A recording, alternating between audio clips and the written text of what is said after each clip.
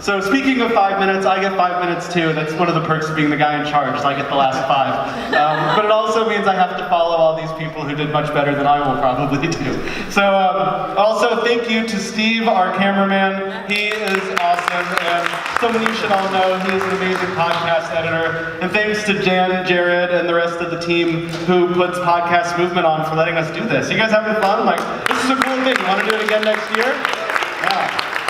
All right, so for the last talk, it'll be me. So I love side hustles. I started, the path that led me here today started as a side hustle.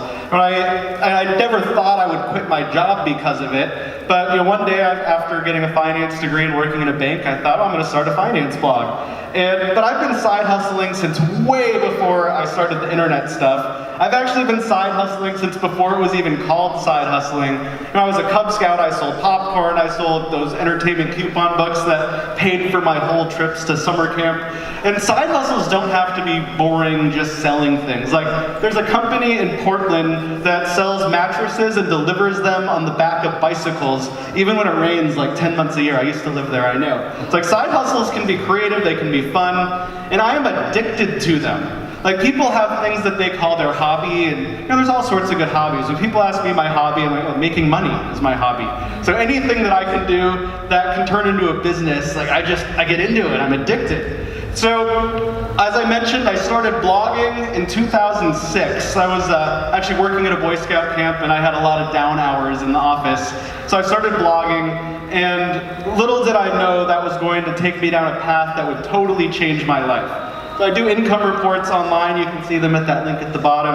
I am totally transparent with how much I make. In 2012, I made less than $10,000 in the year. And since October of last year, I've made over $10,000 every single month online. So it took a lot of years to get there. I say it took 8 years of hard work and I was an overnight success. But everything I've done hasn't been so successful, so I'll share a couple fails that I've had as well. So remember those "What Would Jesus Do" bracelets that were really cool back in the day? So I lived in Colorado. I thought, I'm a snowboarder. I'm going to make never eat yellow snow bracelets.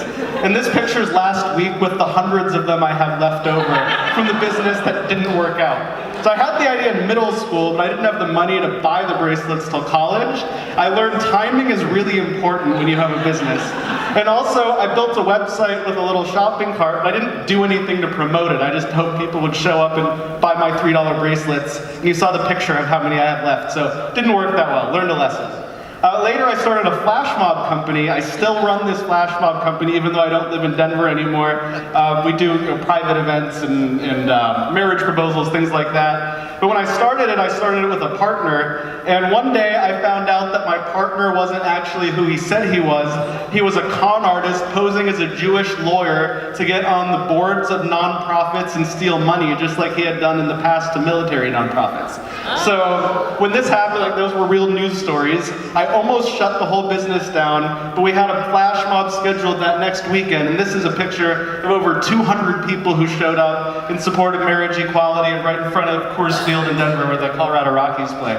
So even though I had that, I still turned around and have a successful business. I have been a nightclub DJ. If any of you have been to FinCon last year, I actually did a little set at the end of Ignite. And I think it's just fun. I love electronic dance music. That's what I listen to when I'm working on my stuff, not Italian rap. But so I spent $2,000 to buy my DJ mixer, and over the years I made about $500 DJing. So my net income on that, if you do math very well, was a pretty epic fail. I've lost $1,500 DJing. However, I've played in front of crowds of like 3,000 people, and when you push the button, they all start jumping up and down. It's really awesome. And there is no money that's just such a cool feeling. It wasn't just about the money. So that side hustle failed financially, but it was still a success to me. So I have this thing, I call it shiny object syndrome, where I feel like I trip over and find business ideas, like, oh, I should make an anti-trip device. Anything I see, I think of, how can I turn this into a business? And I try a lot of them, and a lot of them don't work. But it's okay to fail. Because if you don't try, if I'd never tried blogging, I wouldn't be making $10,000 a month right now. I would still be a senior financial analyst sitting in a gray cubicle, probably in Portland, on the computer all day. But I learned from my mistakes and I kept trying new things, and that's what's led to the success I've had in my online business and podcasting and blogging. So without those fails and those attempts at side hustling, I wouldn't be here today. I literally would not be on this stage.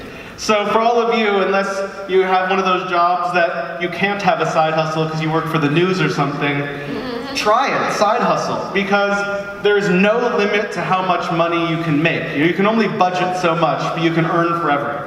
So that's my 5 minutes. Please send me a tweet if you want to. I'm at ericrosenberg.com and Eric Profits on Twitter, or Instagram me at ericrosenberg1. Thank you.